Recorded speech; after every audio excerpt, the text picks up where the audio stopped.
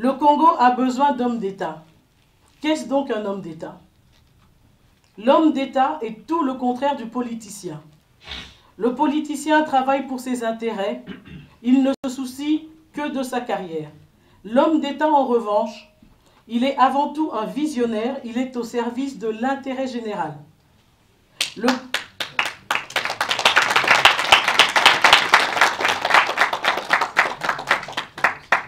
Le Congo a besoin d'hommes et de femmes d'État.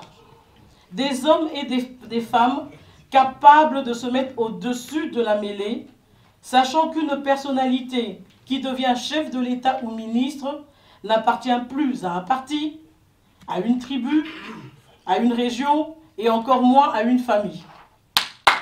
Il est au service de la nation. Le Congo a besoin d'une nouvelle conception du pouvoir, à savoir que le pouvoir d'État est avant tout une charge et non un privilège. Je ne le dirai jamais assez que notre pays a plus que jamais besoin des hommes et des femmes capables qui brillent par leur exemplarité et non par des frasques.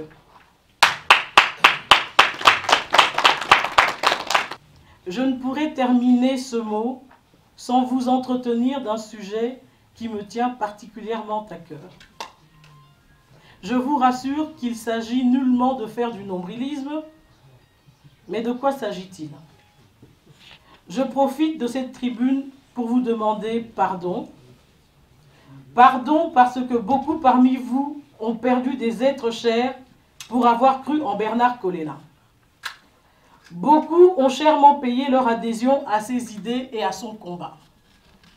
Certains parmi vous se posent sans doute la question de savoir ce que je peux apporter de plus au Congo, tant que le patronyme que je porte est plutôt controversé.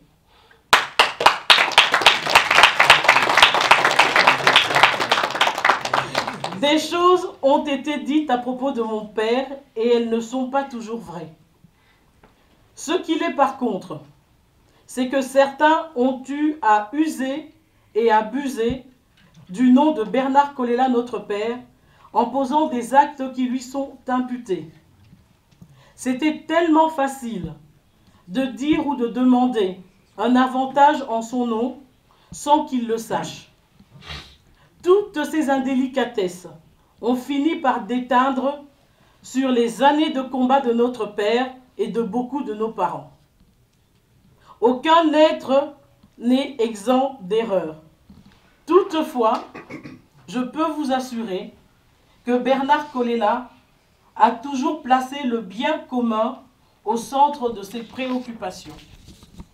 En conclusion, je vous invite à méditer la citation du Mahatma Gandhi, je cite, « Nous devons être le changement que nous voulons voir dans le monde. » En clair, chacun de nous doit changer, chacun de nous doit procéder à une autocritique et se livrer à une remise en question profonde.